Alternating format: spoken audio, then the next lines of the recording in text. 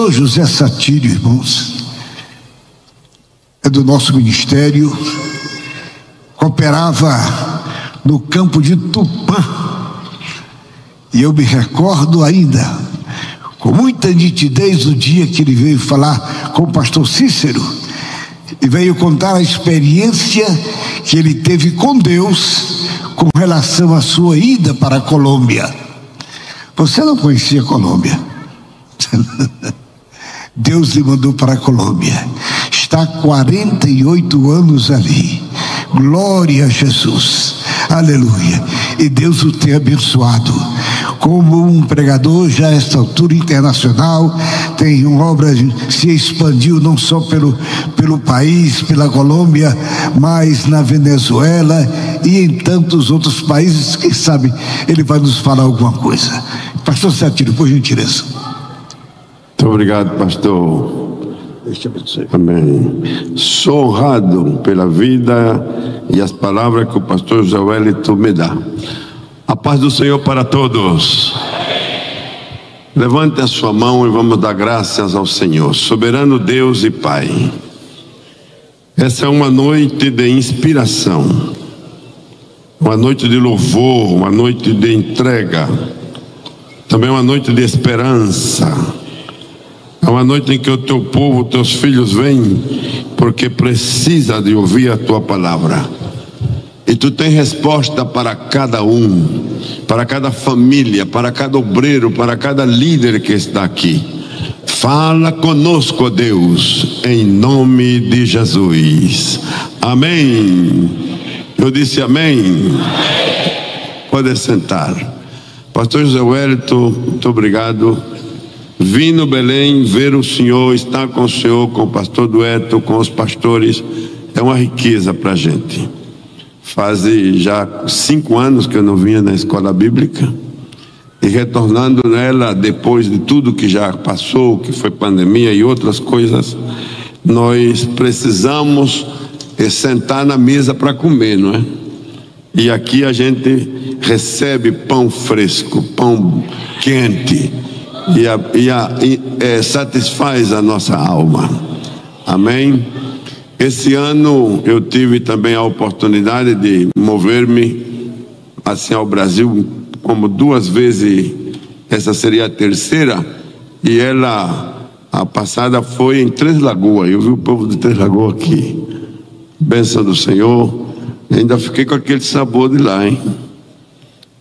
Tudo que a gente viu, tudo que a gente viveu, e em cada lugar que vamos, as igrejas no Brasil, a Assembleia de Deus está em avivamento. Você crê?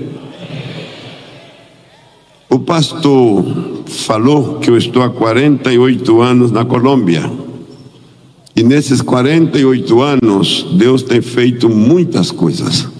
Não só na Colômbia. Deus dá uma informação, porque muitos vêm e fazem pergunta.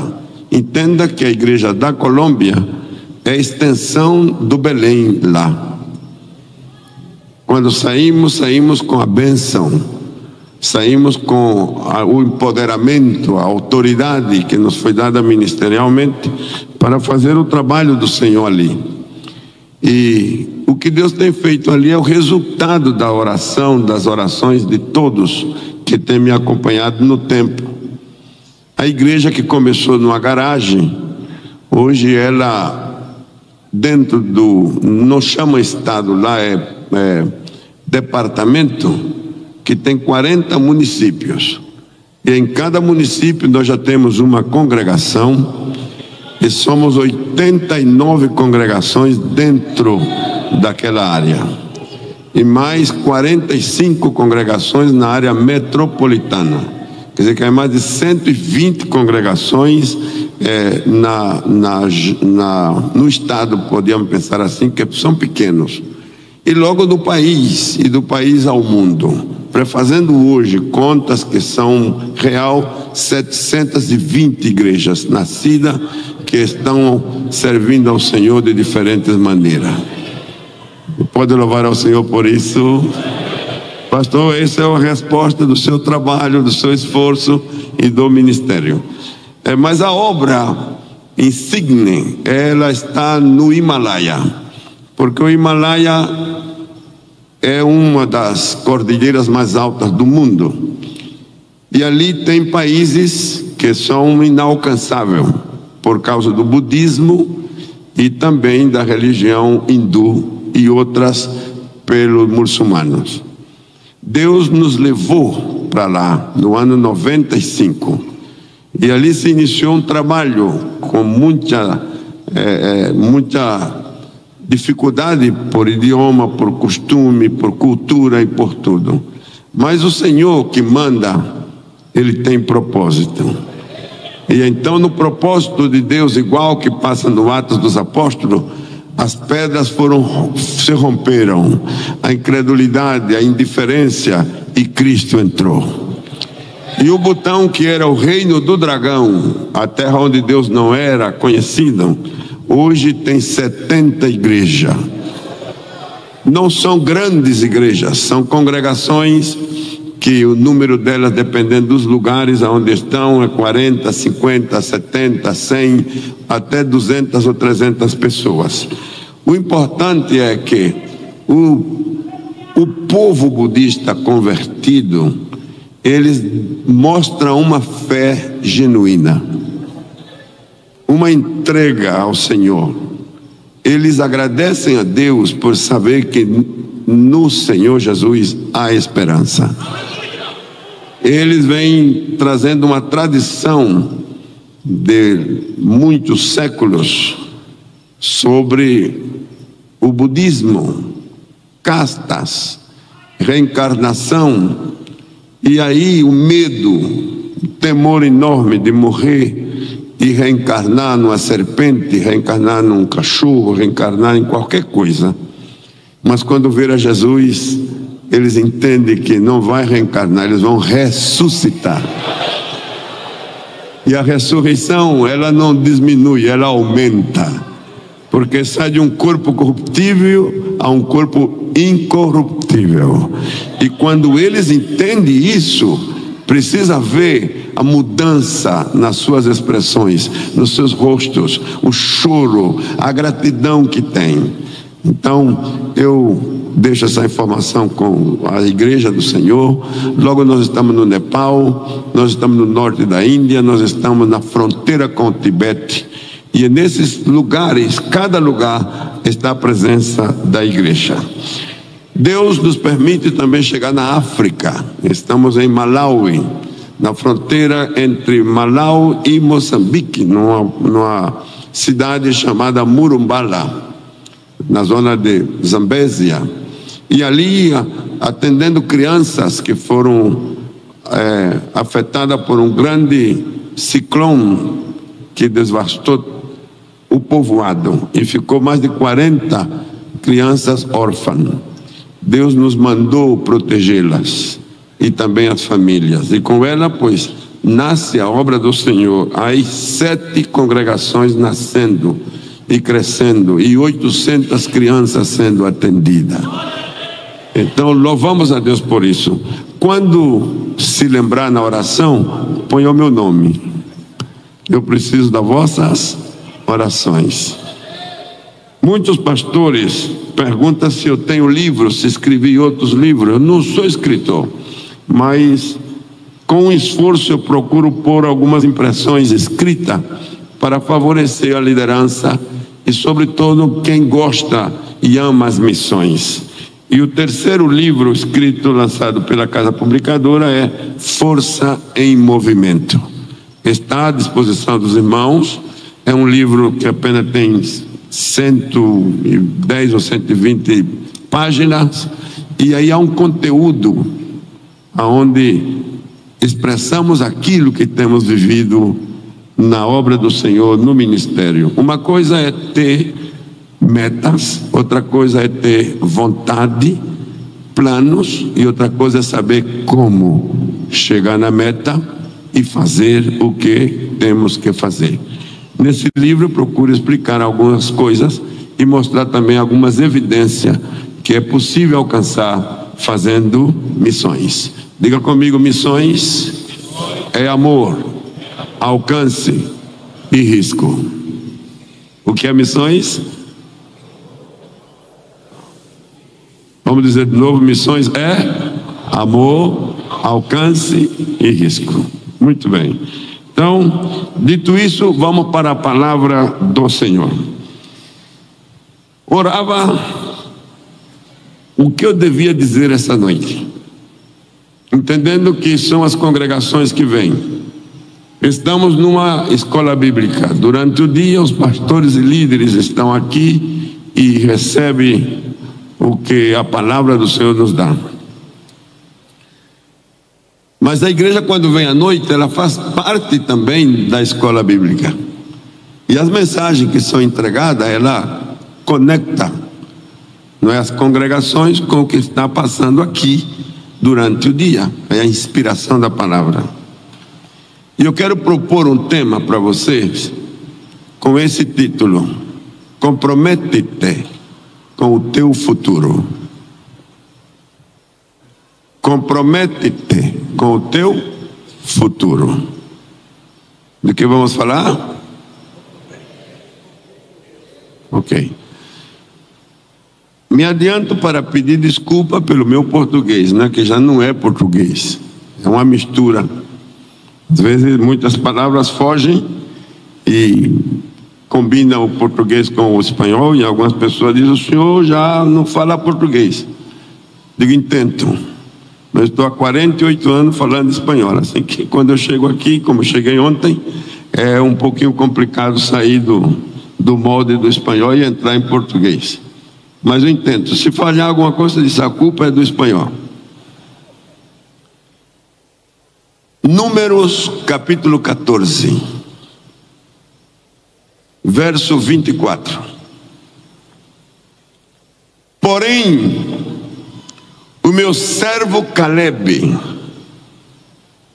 porquanto nele houve outro espírito, e perseverou em seguir-me, eu o levarei à terra em que entrou, e a sua descendência a possuirá em herança. Essa palavra, ela nos obriga a fazer uma pausa na leitura e prestar atenção o que Deus está dizendo de uma pessoa. E esta pessoa, ela pode representar qualquer um de nós que estamos aqui, que frente a diferentes dificuldades que a vida tem, pode guardar a fé e o testemunho, a confiança e a esperança em Deus. O contexto desse versículo nos leva a lembrar quando foi formada a equipe dos espias para ir até a terra prometida e verem a terra e trazer para Moisés uma informação. Eles foram 12, representando as tribos de Israel. E chegando lá, viram o que a terra produzia, viram a bondade da terra e trouxeram os frutos que foi possível e mostraram a Moisés e ao povo. E a expressão foi: a terra verdadeiramente, nela flui leite e mel. Mas nessa expressão, nesse reporte, essa informação, alguém falou e disse: porém, nessa terra há gigantes, e esses gigantes são para nós uma ameaça. Eles nos vê como gafanhotos, e nós nos vemos assim frente a eles. E essas expressões foi contrarrestada por Caleb e Josué. Esses gigantes que estão lá, eles são como pão, e nós os comeremos. Mas a voz de Caleb e de Josué não foi suficiente para desfazer o efeito da expressão dos 10. E aquela expressão dos 10 contaminou o povo e a nação toda, a ponto que o povo se levantaram contra Moisés e contra Deus. E Deus se irritou com eles. E disse Deus a eles: porquanto vocês pensam assim, falam assim, farei como vocês dizem. E logo diz no livro de Números: e nenhum de vocês que foram e viram, e nenhum de vocês que creu nessa expressão negativa e murmuram, entrarão na terra. Quer dizer, o deserto pelo qual vão cruzar será o vosso sepultura. Mas o meu servo Caleb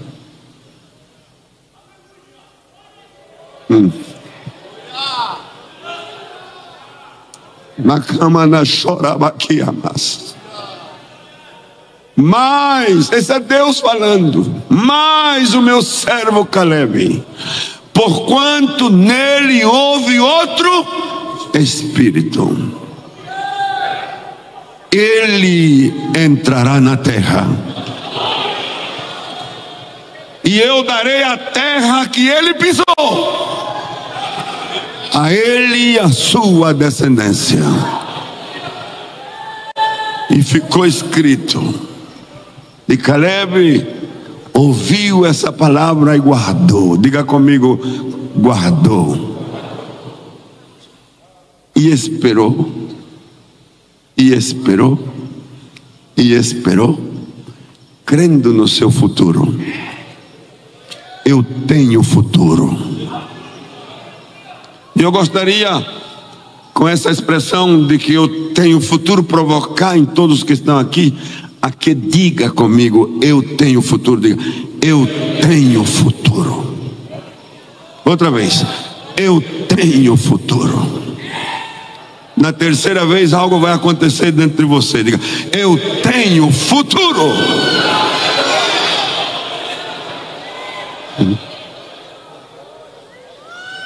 Chama condereia ramassura esha.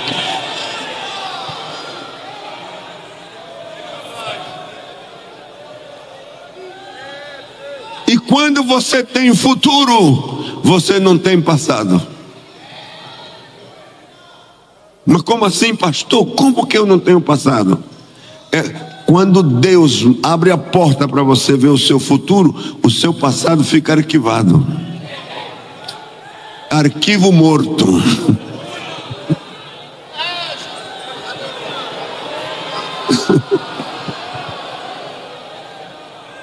Mas se eu tenho futuro e eu não tenho passado, o que é que eu tenho? Origem. Diga comigo: eu tenho futuro, não tenho passado, eu tenho origem. E qual é a sua origem? Deus. Ele anulou o seu passado, arquivou. E ele diz: eu sou a tua vida, eu sou a tua fonte. Há alguém aqui que pode entender essa palavra e recebê-la? Sim. E dentro desse contexto de ter futuro, as pessoas precisam ver o exemplo de Caleb, que ele se comprometeu com o seu futuro. E esse compromisso dele com o seu futuro me permitiu buscar o que foi que diferenciou a Caleb nessa postura nova, diferente de 10, para ser o que foi e que Deus desse testemunho dele. E encontrei 6 atributos, se podemos chamar como atributo, ou 6 atitudes de Caleb. Eu quero deixar com você. Primeiro, o espírito de Caleb se libera da mentalidade de escravo. Primeiro, o espírito de Caleb se libera da mentalidade de escravo. O povo saiu do Egito da escravidão, mas a escravidão não saiu deles. Caleb venceu a escravidão mental, se libertou. Ninguém pode prosperar caminhando assim ao futuro sendo escravo. E se é escravo fisicamente, já é um impedimento grande. Mas se for escravo mentalmente, então é muito pior. Porque mesmo estando livre fisicamente, está preso por dentro, com uma mente que não permite que possa avançar nem ver o seu futuro. Por isso murmuram, por isso reclamam, por isso acusam, por isso eles não prosperam. Caleb venceu a mentalidade de escravo. Segunda coisa, ou atitude, ou atributo, o espírito de Caleb assume uma mentalidade de vencedor. Ele, se foi que viram os gigantes, não se atemorizou com eles. E a mente dele é: se eu entro na terra, eles serão como pão para mim. Eu não sou gafanhoto na frente deles, eles são pão para mim. Essa expressão de domínio sobre a circunstância, sobre os momentos difíceis e complicados da vida, Caleb estava disposto a triunfar sobre elas. O terceiro, o espírito de Caleb prioriza a palavra de Deus. Ele recebeu a palavra, ele creu na palavra. Se Deus nos liberta do Egito e nos dá a terra, Ele vai cumprir a sua palavra. Eu creio nela, eu recebo a ela, eu caminho no destino da palavra. Por em cima do que seja. Pero quando ele visitou a terra e Deus falou com ele: te darei a terra que pisou teus pés. Caleb disse: é minha. É minha, ela é minha, ela é minha, ela é minha. Ela está lá, mas ela é minha, ela é minha. Vamos durar anos caminhando, mas quando eu chegue lá, ela é minha. E é tanto assim que quando chegaram, Josué, vendo a Caleb, já um homem ancião, havia passado 45 anos, quis ajudá-lo. Sabe que entre velhos, né? Porque Josué também. E Josué, vendo a Caleb, disse: eu não quero pôr ele nesse monte, não. Olha aqui, Caleb, vamos fazer um negócio. Vamos permitir que faça uma eleição aqui. Vamos pôr em sorte. Ele disse: o quê? A minha terra em sorte? Não. Faça sorte com quem quiser, comigo não. Porque essa terra, Deus falou e você ouviu. Você foi testemunha que Deus falou. E se Deus falou, a terra é minha. Não, mas é que lá tem gente, não importa quem esteja lá, a terra é minha. E se eu entro na terra, eles vão sair de lá.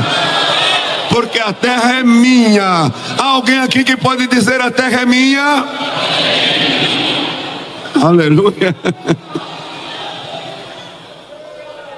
Se você creu na palavra, ela é palavra que vai ser cumprida. O que precisa é caminhar na direção e priorizar a palavra. Eu disse priorizar a palavra. Quarto, o espírito de Caleb é um espírito de fé e de conquista. Eu disse fé e conquista. Não é uma fé passiva. E tampouco é uma fé ativa com coisas pequenas, regular, ordinária. Não. Ele tem uma fé de conquista. E nesse campo ele está disposto a conquistar território e nele ser produtivo. Fazer da terra que ele está uma terra que pudesse sustentar a sua família, sustentar a sua tribo, o que eram parte deles. Caleb põe toda a sua força, mesmo tendo 85 anos. Eu proponho aos que estão me ouvindo aqui em forma presencial, como os que estão na virtualidade, examine o grau de conquista que há em você. Examine o grau de aceitação daquilo que Deus dá, daquilo que Deus entrega. Examine a sua capacidade de administrar. Examine e não retroceda. Avance. Eu disse avance. Eu volto a dizer avance. Avance. Não, mas a luta é grande. Avance. É que o problema cresceu. Avance. É que apareceu inimigo de todo lado. Avance. Porque a conquista é sua. Você conquista no trabalho, nos negócios, na empresa, financeiramente, economicamente, e naquilo que você se propõe, Deus fará que seja conquistador. Essa expressão de Caleb me permite seguir caminhando. E quando eu olho homens como o pastor José Wellington, e permita-me falar dele, nós o conhecemos o tempo todo trabalhando em pé. Eu vejo o pastor José Wellington no altar desde o ano 64. E sempre vejo do mesmo jeito. E ele passou por qualquer situação que quem passaram entende. E muitos não puderam sair. Ele saiu. Ele saiu. E se ele saiu, você sai. E se ele saiu, nós saímos. E se ele avança, nós avançamos. Eu disse, se ele avança, nós avançamos. Pastor João de França, que está aqui. Pastor João de França foi missionário comigo na Colômbia por 2 anos. A igreja de Cartagena nasceu praticamente com ele. Retornou ao Brasil. E durante o tempo, você olha para ele assim, mocinho, né? Não é Matusalém, mas tem anos, viu? Mas não encontramos João de França parado. Sempre está atuando, fazendo. Foi pastor em Alta Floresta, selva. E ali Deus abençoou. E aonde vai, Deus abençoa. A igreja, a Assembleia de Deus, ela tem o que o escritor dos Hebreus disse, testemunhas, que são vivas, estão vivas. Eu disse, estão vivas. Disposto como Caleb a não entregar-se e conquistar. A palavra é conquistar. E em tudo que está acontecendo no mundo de hoje, Jesus falou que a sua igreja ela é conquistadora. As portas do inferno não prevalecerá contra ela. Quantos creem nessa palavra? Então levante a sua mão comigo e diga: as portas do inferno não prevalecerá contra a minha vida, a minha casa, a minha família, o meu trabalho, os meus negócios, as minhas finanças, a minha economia, a minha educação, a minha saúde. Diga em nome de Jesus: inferno, você não pode comigo.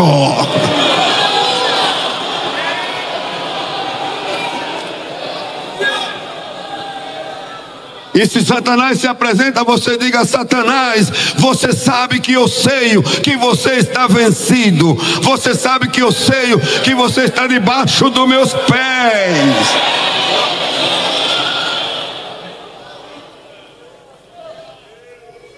Tenho vontade de pregar, mas vamos para o quinto. E já vou fechando a mensagem. O espírito de Caleb se apaixona pelas promessas divinas. Eu disse: se apaixona pelas promessas divinas. Deus me deu promessa, e as promessas comprometem o meu presente e o meu futuro. E isso faz uma aliança com o meu presente e o meu futuro. Faça assim. Assim, faça assim. Diga: o meu presente e o meu futuro está ligado pelas promessas. Aleluia, aleluia. Sim.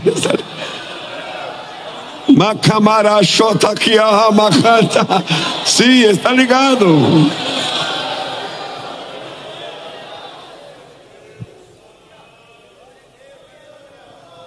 A paixão, ela quando está ativa, ela muda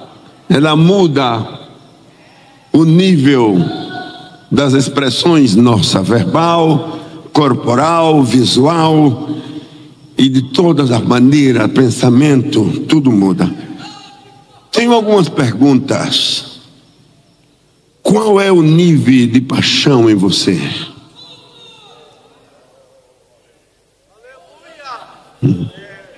Qual é o nível de paixão na sua vida? O que você gosta de fazer? Qual é a sua vocação? Em que você sente que está apto para realizar, fazer? O que é? São sinais que nos permitem entrar em movimento. Entrar quê? Em movimento. E frente a essas duas perguntas, eu respondo dessa maneira: os apaixonados são aqueles que trazem à humanidade soluções e a enriquecem. Aonde há paixão correta, há soluções. Onde há paixão correta, há enriquecimento, há abundância. Porque a paixão, ela é um fogo que a pessoa sente que está aceso. E ela entra para fazer o que deseja, o que crê, e isso enriquece. A humanidade, ela tem sido enriquecida pela educação, pelos apaixonados. A ciência, a tecnologia, a arte, a literatura, o ministério de servir para nós na igreja. E é bom dizer que a educação, ela não nasce em outro lugar, ela nasce na igreja. As escolas surgiram dentro das igrejas. As universidades surgiram dentro das igrejas. O desenvolvimento que o mundo tem tido teve origem nas igrejas, com homens e mulheres apaixonados. Hoje, essa paixão não pode diminuir na vida dos filhos de Deus, tem que manter-se. E aqui a pergunta é: estamos dando educação? Estamos dando ciência? Estamos produzindo tecnologia? Estamos produzindo arte e literatura? Estamos servindo dentro da causa cristã? Essa paixão de ir pelas ruas, falar com aqueles que não conhecem a Deus, enfrentar de um a um e mostrar o amor de Deus, tocar casas, entrar em condomínio, ir pelas praças, lugares abertos ou fechados e proclamar o amor de Deus. A paixão. E em que mais podemos servir? Em que eu posso ser útil? Alguém me perguntou outro dia: por que o senhor sempre disse que tem mais? Eu digo: porque é verdade. Em Deus sempre há mais. Eu aprendi que com Deus a gente não perde, só ganha. Quantos crê? Você crê? Então levanta a sua mão e diga comigo: com Deus eu nunca perco, eu sempre ganho.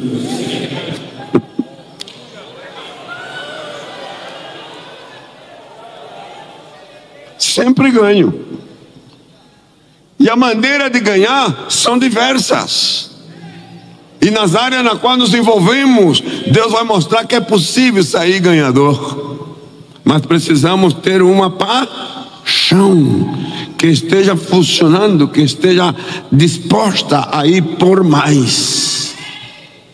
E por mais. Inclusive, nesse campo de crer que posso ir por mais, sinto que quando eu quero mais ao propósito do Senhor, há pessoas que se alinham comigo. Aconteceu, pastor, na África. Procuramos um terreno para construir o projeto. Encontramos um terreno de 7.000 metros quadrados. E quando me mostraram o terreno por foto, eu disse para a pessoa que está lá, o obreiro: indique-me a direção, se é possível. E com o nosso pessoal de multimédia, buscamos o satélite e focalizamos o lugar. E logo mostramos a igreja assim pelas telas. E a igreja viu o terreno. Mas nós estávamos em linha, estava transmitindo. E logo oramos por esse terreno, sem saber o preço. Íamos conhecer o preço e a luta agora era com ter o valor para pagar. Quando terminou a reunião, que já estamos saindo, o telefone entra uma mensagem: pastor, desculpe, eu pedi favor à sua assistência, que me desse o seu telefone, porque eu estou impactado com o projeto de África. E eu quero que o senhor me conceda a oportunidade a que eu seja parte do projeto.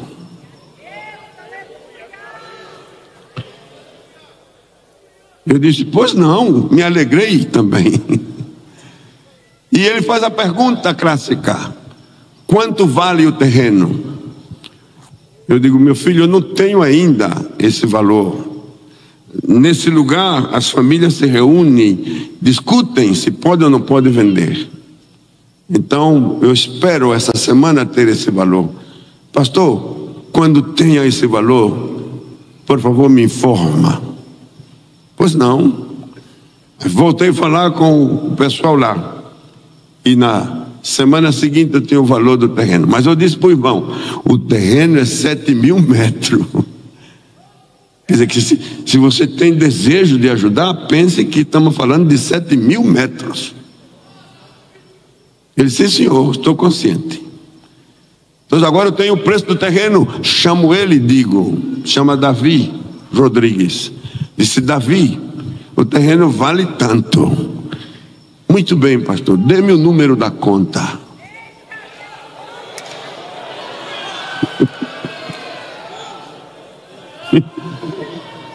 E eu mando o número da conta, pastor.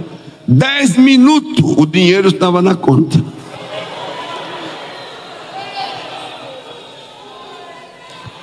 Eu não conheço a pessoa, não sabia quem era, mas Deus sim sabe quem é. Eu estou dizendo que eu vou por mais, eu vou por um terreno, eu vou por um projeto, eu vou por uma obra, e o céu está escrevendo uma obra, um projeto, e o precisa, e o que necessita. Aonde está o recurso? O recurso está aqui. Manifeste-se. E eu digo para os pastores: se não há projeto, não há recurso. Mas se há projeto, há recurso. Aonde está o recurso? Na mão de Deus. E eu não estou dizendo que foi um valor pequeno. Por respeito à questão de número, não dou número, mas são 7.000 metros, pensei.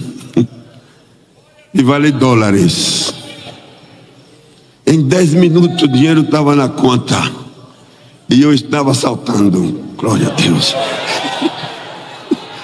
É o Deus de toda provisão. Ele é o Deus de toda provisão. Ele é o Deus que fez sair maná do céu. Ele é o Deus que mandou codornizes nas casas para que o povo comesse. Ele é o Deus que abre o mar morto para que o povo possa passar.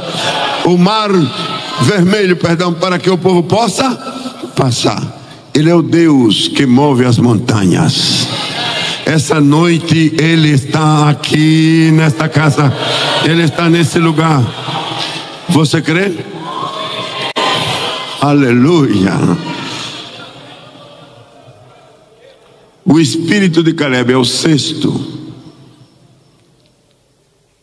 Entende que o resultado da paixão afeta o coletivo social. Afeta o quê? O coletivo social. Não é um espírito mesquinho.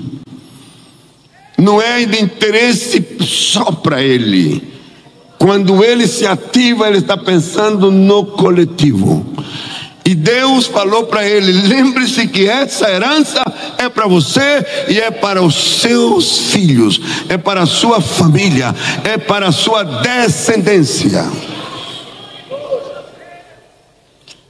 Nós não ganhamos quando retemos, nós ganhamos quando expandimos. Quando pensamos que somos capazes de ser fonte em lugar de copo ou de um vaso, de um cântaro. Ser um vaso pode ser cheio hoje e vazio amanhã. A fonte não. Eu disse a fonte não. Jesus falou para a mulher samaritana: se você bebe da água que eu dou, você deixa de cântaro, você terá uma fonte. Quanto louva a Deus por isso.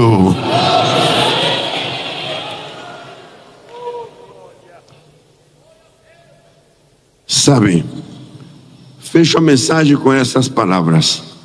A paixão faz com que você transpasse os limites convencionais. Quando você e eu estamos apaixonados, os limites convencionais, eles são modificados. Passamos, vamos além daquilo que está estabelecido. A paixão torna o visível e dá-lhe um lugar de reconhecimento. A pessoa que não era conhecida passa a ser conhecida.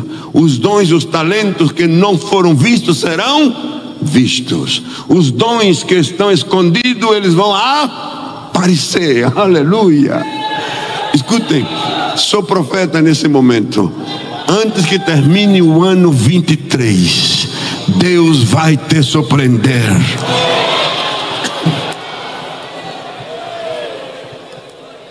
Sim. Há promessas de Deus que está retida, e essa palavra faz que você abra a porta e a palavra se materialize na sua vida,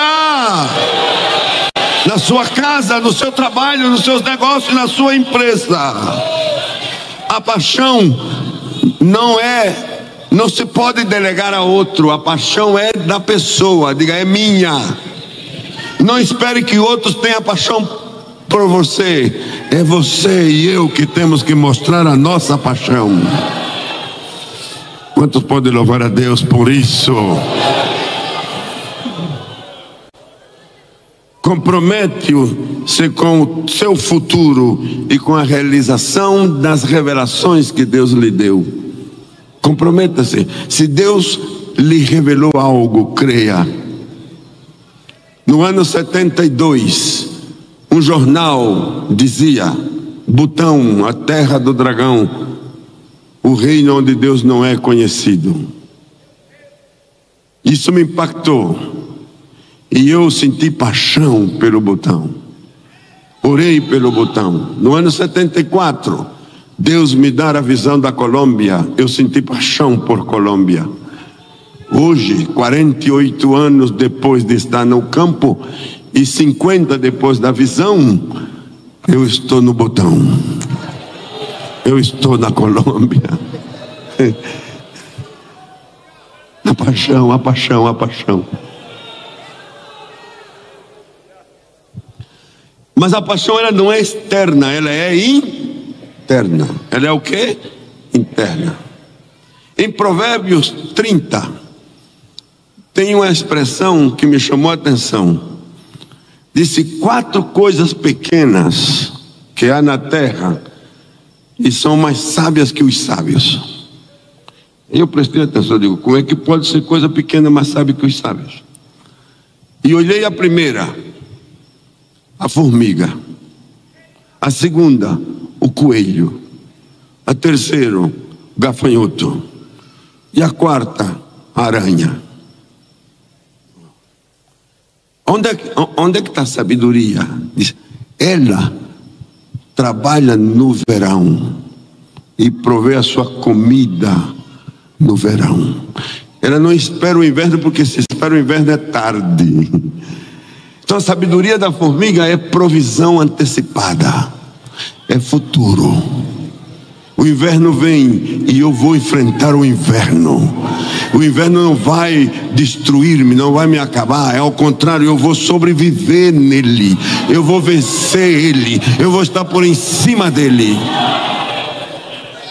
O coelho não é o povo forte, disse, não tem muita força, mas faz a sua casa sobre a rocha. Jesus, quando falou disso, disse que ouve a minha palavra é como aquele que edifica a casa sobre a rocha. Eu digo, está comparando com o coelho, né? E é um animal. Mas logo disse o gafanhoto, em espanhol disse o saltamonte. Ele não tem rei, eles não têm rei, mas anda em quadrilha. Quer dizer, forma uma equipe. Trabalham. Se o coelho tem segurança na rocha, ele trabalha em quadrilha. E fui estudar sobre eles e disse que ele pode saltar 200 vezes o seu tamanho. Quer dizer, se você toma 200 gafanhotos e põe em linha, ele aqui em quadrilha pode saltar ao outro lado. Em quadrilha, sozinho não. Eles sabem mover-se em equipe. Saltam obstáculos, saltam problemas. Chega na meta pelo esforço da equipe. Mas quando chega na aranha, outra tradução fala de lagartixa. Eu fico com aranha, porque é mais original. A aranha, ela está no palácio do rei e nas casas. Mas o problema da aranha, diz que até ela pode ser tomada pela mão. Mas a aranha, ela tem três fontes de força. A primeira, ela tem a seda. A segunda, ela tem óleo. E a terceira, veneno. Com o veneno, a aranha se defende e ataca. Com o óleo, ela se mobiliza nos seus fios, quando está fazendo a sua telaraña. E a seda é que faz. O estudo da seda da aranha disse que quando ela está no seu ponto, é 5 vezes mais forte que o aço. 5 vezes mais forte que o quê? Que o aço. Então eu paro para pensar, qual é o ensino que está aqui? Qual é a sabedoria? No caso da aranha. A aranha, ela não usa força externa, ela usa força interna. Eu pergunto, você sabe quanta força há em você?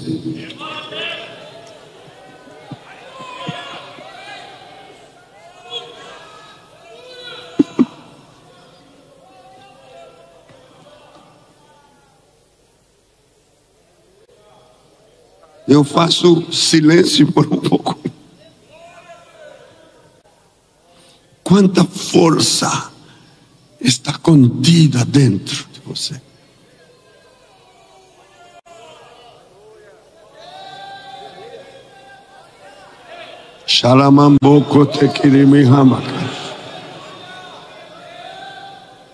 Será que você vai morrer?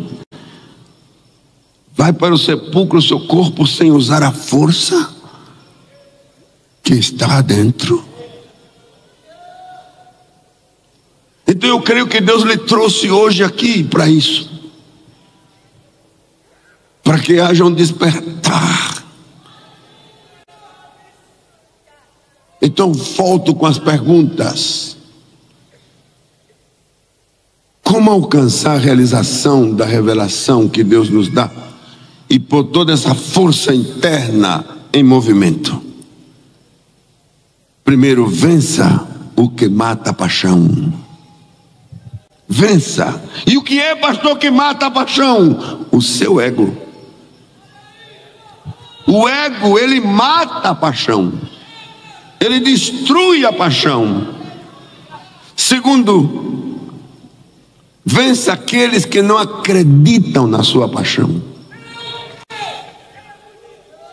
Essa voz que grita pode ser na sua própria casa, lá na escola, no colégio, na universidade, no seu entorno, e talvez dentro da mesma igreja, gente infiltrada, como aqueles 10 que fala contrário ao que Deus fala.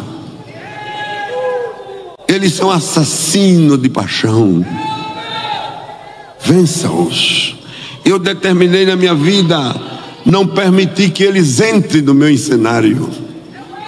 A porta está fechada para eles. Meus ouvidos estão fechados para eles.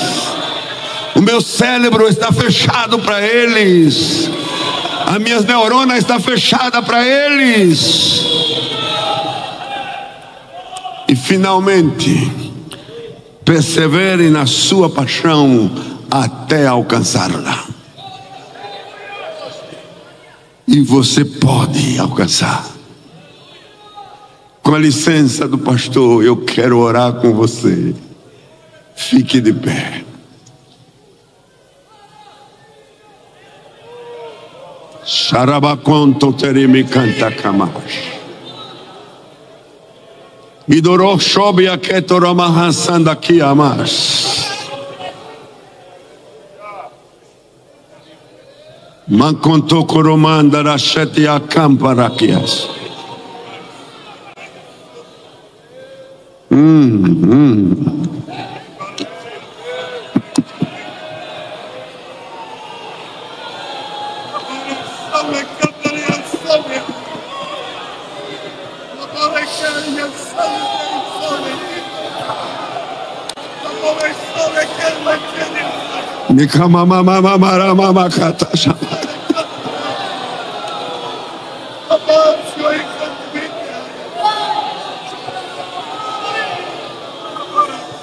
E camatorocó para sete e acamas.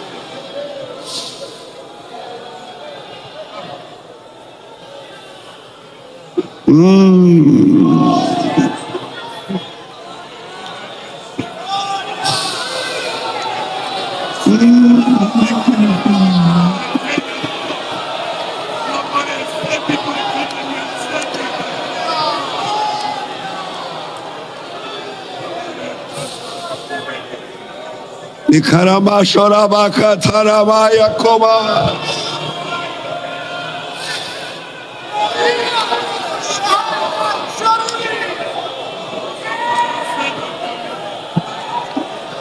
Trocama tu corocota que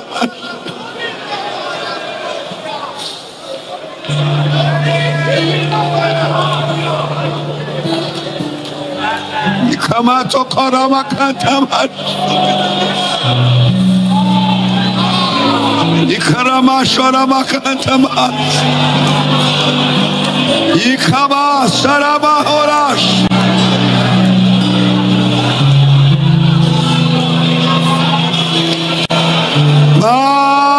Sarama cantama.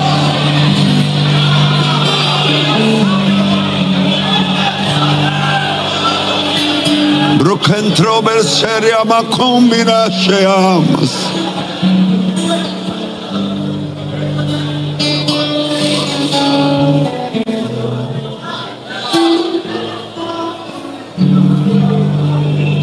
Come home, ya Shabia, come on.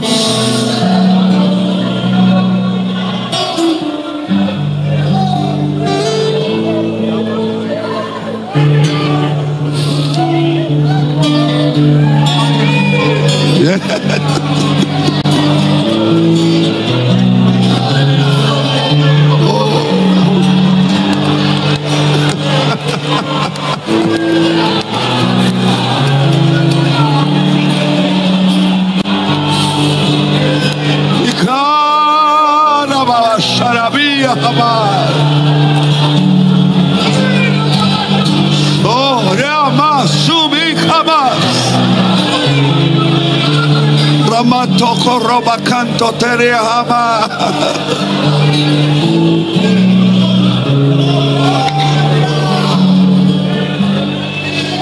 Graças, Senhor. Levanta a tua voz com essa adoração e levanta o Espírito. O Espírito do Senhor está em ti. Diga a outro Espírito. Vamos, diga a outro Espírito em mim. Sharamaba conta Ramakaya Shea. Enche a tua boca da adoração. Makatoro Shebi Abacanta.